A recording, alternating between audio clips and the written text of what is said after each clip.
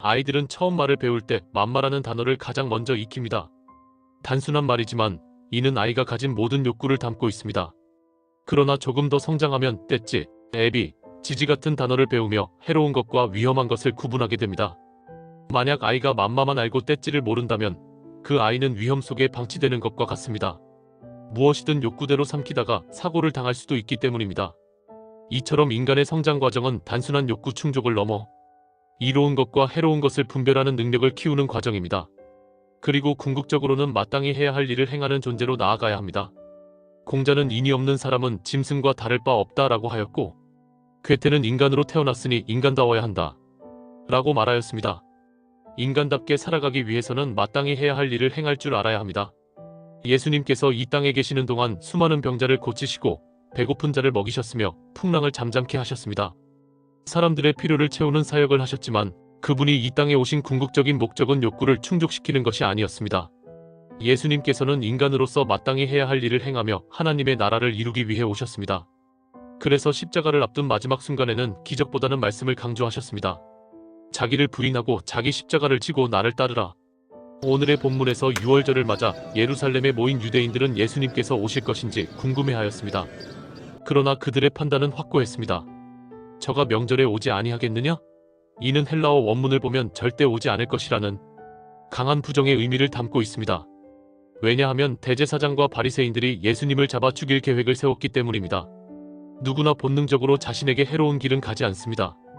그러나 예수님께서는 예루살렘으로 향하셨습니다. 그것이 당신께서 마땅히 가야 할 길이었기 때문입니다. 우리도 각자 가야 할 예루살렘이 있습니다. 가고 싶지 않지만 반드시 가야만 하는 길이 있습니다. 부모에게 자녀는 소중한 존재입니다. 그러나 자녀가 반항하고 사고를 치며 부모에게 큰 고통을 안긴다면 어떨까요? 그럼에도 불구하고 부모는 자녀를 포기할 수 없습니다. 반대로 늙고 병든 부모를 돌보는 것도 우리의 예루살렘일 수 있습니다. 건강하고 경제력이 있을 때는 부모의 존재가 든든하지만 힘을 잃고 도움이 필요한 순간에는 외면하는 경우가 많습니다. 그러나 성경은 분명히 말씀합니다.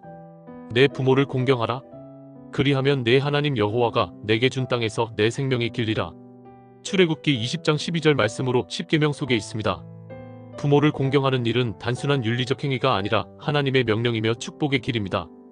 디모데전서 5장 4절에서는 자녀나 손자들이 부모에게 보답하기를 배우게 하라. 이는 하나님 앞에 받으실 만한 것이니라 라고 기록하고 있습니다. 부모를 돌보는 일은 자녀만의 몫이 아니라 가문 전체가 함께 감당해야 할 예루살렘입니다. 물론 현실적인 문제도 있습니다. 치매를 앓는 부모를 돌보는 것은 쉬운 일이 아닙니다. 치매는 정신적 문둥병과 같아 자신을 잊고 자식도 알아보지 못하는 경우가 많습니다. 이런 상황에서는 전문가와 시설의 도움이 필요할 수도 있습니다. 그러나 부모가 정신이 온전한데도 단지 편의를 위해 요양원에 모시는 것은 하나님께서 원치 않으시는 일입니다. 요양원에서 돌아가신 한 할머니의 유품 속에서 발견된 글을 소개하고 싶습니다. 제가 10살이었을 때는 사랑하는 부모님과 형제가 있었습니다. 16살이 되어 사랑할 사람을 만나러 다녔고 20살에는 결혼을 했습니다. 23살에는 아이를 낳았고 30살이 되니 아이들이 자라 가정을 이루었습니다.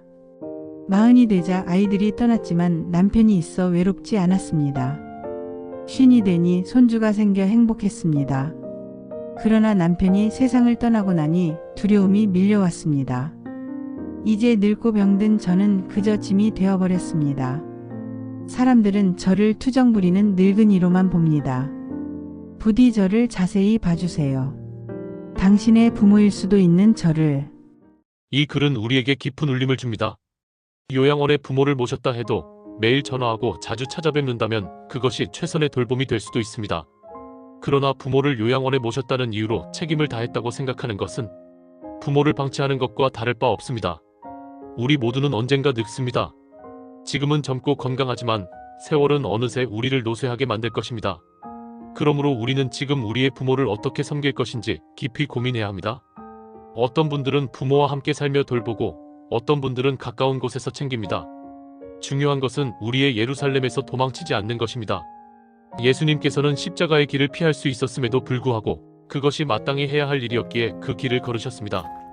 우리도 힘들고 고통스럽더라도 마땅히 해야 할 길을 걸어야 합니다.